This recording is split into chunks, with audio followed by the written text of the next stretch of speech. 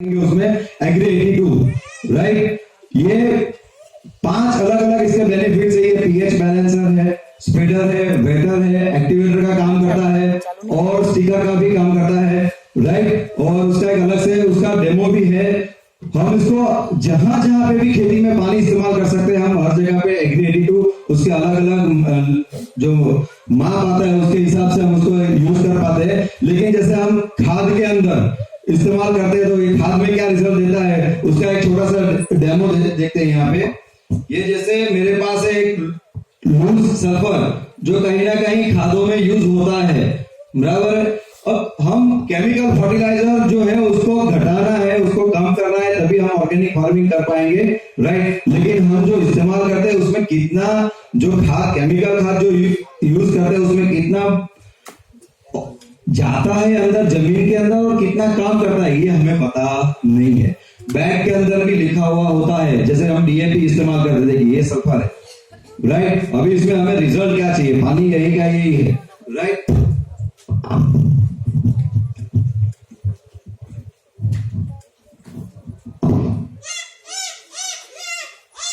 ये अभी गुला नहीं है ना। अभी हमने सीएमडी का डेमो देखा, अभी पानी वही का वही है, लेकिन अब मैं यहां से एक दो ड्रॉप डालूंगा। ये खाद तो एक्चुअली हमें पता नहीं है। हम चाहे 1 लाख रुपए का जिसकी जितनी खेती है उस हिसाब से उसको फर्टिलाइजर लगेगा। मान लीजिए कोई 10,000 रुपए का पूरा खाद इस्तेमाल कर रहा है, कोई 1 लाख रुपए का खाद इस्तेमाल कर रहा है। ऐसा उसका अगर 10% भी यूटिलाइज नहीं हो रहा है तो 1 लाख रुपए में अगर 10% यूटिलाइज नहीं हुआ तो उसका 10,000 रुपए का तो नुकसान है ना। वो 10,000 रुपए का नुकसान है। लेकिन दूसरा जो है जिसको हम ऑब्जर्व नहीं कर पाते, दूसरा नुकसान कहां पे है, वो 10% प्रोडक्ट का जो उसको रिजल्ट मिलना था वो उसको 100% के बजाय 90% मिला। तो उसको जो पोषक तत्व 10% कम मिले तो उसका जो उपज आएगा उसमें भी उसको वो उपज भी 10% कम आई। तो मार किसान को दो तरफ की पड़ती है। एक तो जो अनयूज मटेरियल रह जाता है वो तो उसका आर्थिक नुकसान होता है, और उपज में कम मिलता है तो भी उसका आर्थिक नुकसान होता है राइट। और केमिकल फर्टिलाइजर के बारे में आप अगर डिटेल में जाएंगे तो हम जैसे डीएपी यूज करते हैं तो 1400 रुपए का डीएपी आता है। लेकिन उसमें से हम जो उसके ऊपर बैग के ऊपर लिखा हुआ होता है, लेकिन किसान को ज्यादा मालूम नहीं होता है, लेकिन उसमें जो WS करके जो वाटर सोल्यूबल कंटेंट परसेंटेज में लिखा है उतना ही डीएपी हम इस्तेमाल कर पाते हैं। यानी 50 किलो की बैग में हम सिर्फ 9 किलो 260 ग्राम ही हम इस्तेमाल कर पाते हैं। यानी पूरा 1400 रुपए का जो डीएपी का कॉस्ट है उसमें सिर्फ 250 से 300 रुपए का डीएपी हम इस्तेमाल कर पाते हैं।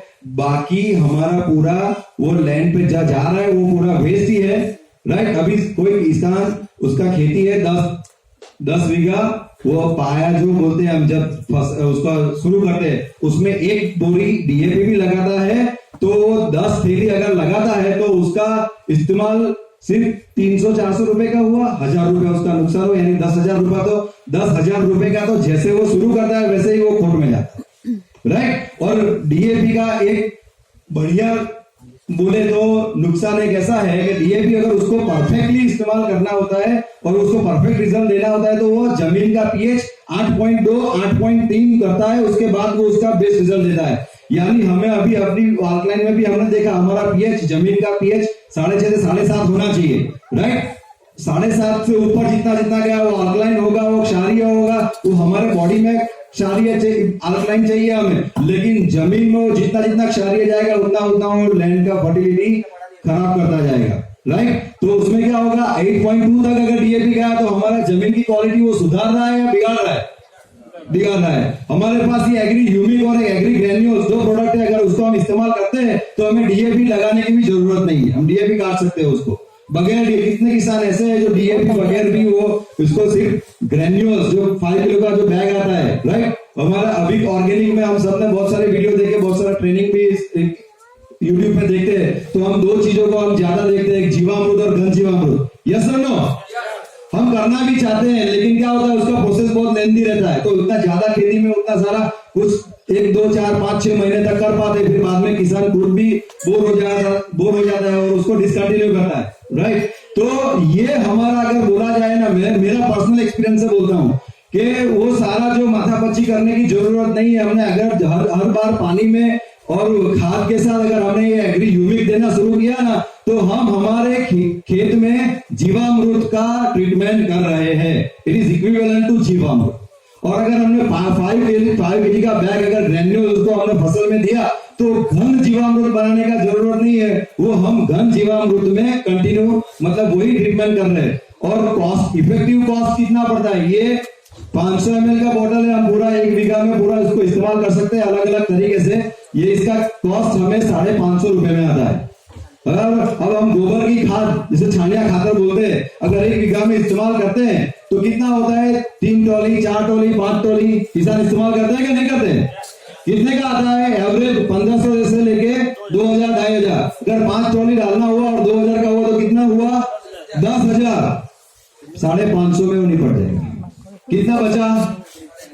950 रुपए। उसमें तो दूसरी खाद भी आ जाएगी, बराबर, दूसरी खाद भी आ जाएगी, और लेबर का जो माथापच्ची रहता है, लेबर को पे करना है, वो बाकी का खर्चा उसने ही बचा लिया। और ये जमीन में ऑर्गेनिक मैटर्स जो होते हैं, कार्बनिक, ऑर्गेनिक कार्बन को उसका लेवल बढ़ाने का काम करते हैं। इसके बहुत सारे फायदे हैं, राइट। उसका डिटेल में हम बाद में जाएंगे, लेकिन एक लास्ट एक डेमो में आपको कंटिन्यू करता हूं कि हमारे पास एक और बेहतरीन प्रोडक्ट है जिसको एक्वाजेल, राइट, एक्वाजेल बोलते हैं। तो वो किस प्रकार से काम करता है?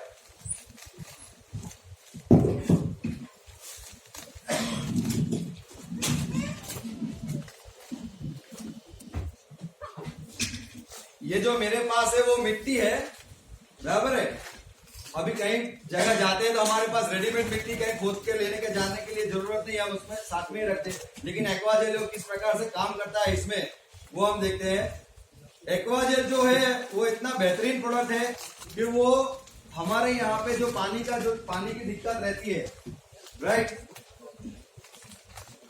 सूखा है ना, सूखे की परिस्थिति रहती है तो हमें पानी चाहिए, राइट। उसके बाद अगर बहुत सारा बारिश होता है, अभी बारिश का कैसा फॉरेन सिस्टम हो गया है, कभी भी आ जाता है ना, और आता है तो 2 inch, 3 inch, 4 inch, 6 inch, 9 inch, तो भी पानी भर जाता है, तो भी प्रॉब्लम है ना, तो भी हमारा खेती फसल को खराब करती है। और कभी कभी टाइम पे पानी नहीं मिलता है, मोटर का प्रॉब्लम रहता है, लाइट का प्रॉब्लम रहता है ना, तो उस समय हम करेंगे क्या? तो अगर हमने इसको पहले से ही एप्लीकेबल कर दिया एक्वाजेल को, तो किस प्रकार से कंटिन्यू करता है? वो हमारा 3 मेन जो प्रॉब्लम है उसको सॉल्यूशन करता है। जैसे बहुत ज्यादा पानी आ गया तो हमने जो लैंड तैयार की, उसका जो प्राइमरी लेयर रहता है, वो प्राइमरी लेयर क्या होता है? उसको हम जिसको बोलते हैं वो सॉइल इरोजन, राइट। जमीन जो बह जाती है, तो जमीन बह जाती है तो हमने जो ऊपर से तैयार की वो जमीन अकेली नहीं जाती है, उसके साथ साथ हमने जो डाला है वो कंटेंट भी चला जाता है, वो खाद भी चला जाता है। एक नुकसान। दूसरा नुकसान, वो पानी बहुत ज्यादा नीचे चला जाता है, क्योंकि बारिश 3, 4, 5 घंटे हुई तो बारिश, जैसे हम पानी लेते हैं खेत में रेगुलर तो बहता हुआ जाता है, उसमें दिक्कत नहीं होती। लेकिन बारिश का पानी गिरा तो बहुत सारा पानी नीचे भी चला जाएगा, तो नीचे चला जाएगा तो ये जो प्लांट है उसके रूट से भी बहुत नीचे चला जाएगा, तो वो वापिस वो न्यूट्रिएंट्स को भी लेके जाएगा, तो न्यूट्रिएंट्स वापिस तो ऊपर आएगा नहीं, तो उसको बोलते हैं लीचिंग ऑफ न्यूट्रिएंट्स। ये दिक्कत भी उसके साथ आती है, राइट। तो अभी होता क्या है यहाँ पे, कि एक्वाजेल अगर हम उसको डालते हैं यहाँ पे,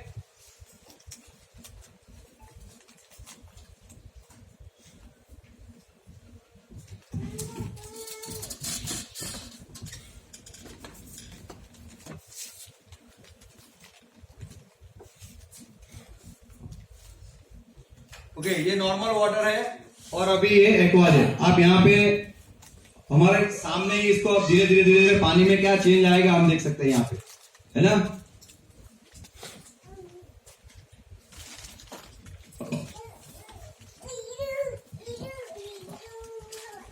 आप पानी की शक्ल देख सकते हो अभी,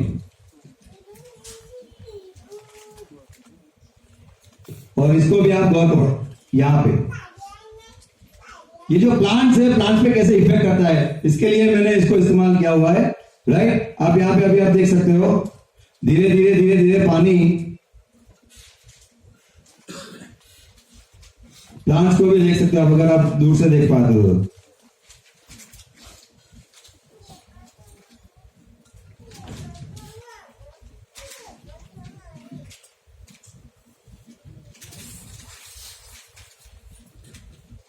राइट। अभी ये क्लियर, जो हम नॉर्मल फार्म में नॉर्मल खेती करते हैं, तो ये अगर बहुत ज्यादा पवन आया, बहुत ज्यादा जैसे आता है ना, कभी बहुत सारा पवन आता है, बहुत सारी फसल रह जाती है ना, तो ये प्रॉब्लम यहाँ पे रहेगी, लेकिन ये प्रॉब्लम यहाँ पे रहेगी नहीं। ये देखिए, अब इसको खड़ा नहीं कर सकते इस पानी में, है ना, राइट। यहाँ अगर कोई नया बंदा है 1 मिनट के लिए अगर आ सकता है, या तो मैं इसको कंटिन्यू करूं। आप ये यहाँ पे देखिए, ये इसको पानी को जेल बना, है ना। अभी ये मेरा पानी, सॉइल इरोजन का प्रॉब्लम नहीं है ना, इसको पकड़ के रखा, राइट। लेकिन यहाँ पे मैं ऐसा नहीं कर सकता, तो जो लीचिंग ऑफ न्यूट्रिएंट्स और कैसे वो अपना, इससे 50% पानी का प्रॉब्लम सॉल्व हो जाता है, राइट। और उसके साथ अगर मैं वो खाद को कैसे बचाता है, खाद को 40% हमारा खाद जो है उसको बचाता है। अभी ये मैंने इसको यहाँ पे कंटिन्यू किया, ये हमारा ह्यूमिक है।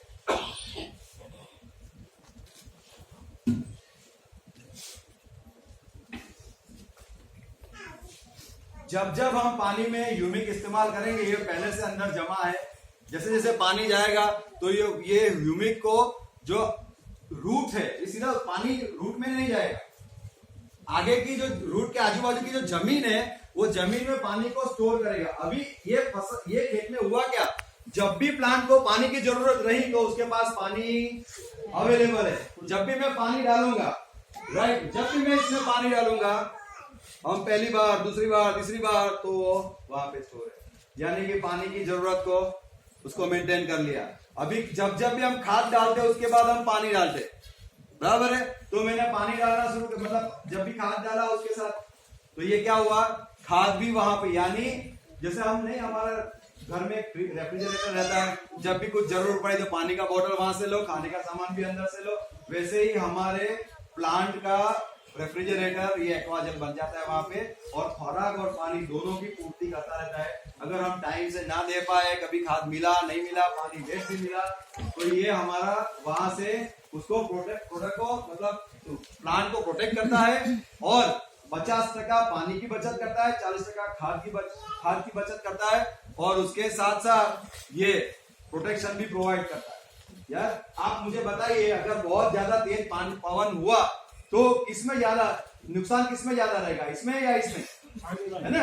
वो मानसून का हमारे कंट्रोल में नहीं है, वो पेड़ उखड़ जाते हैं तो फसल हमारे बस की बात नहीं है, लेकिन इसमें कम नुकसान, इसमें ज्यादा नुकसान होगा, इसमें कम नुकसान होगा। तो ऐसे बेहतरीन प्रोडक्ट है और उसका बेहतरीन रिजल्ट है। अब इसको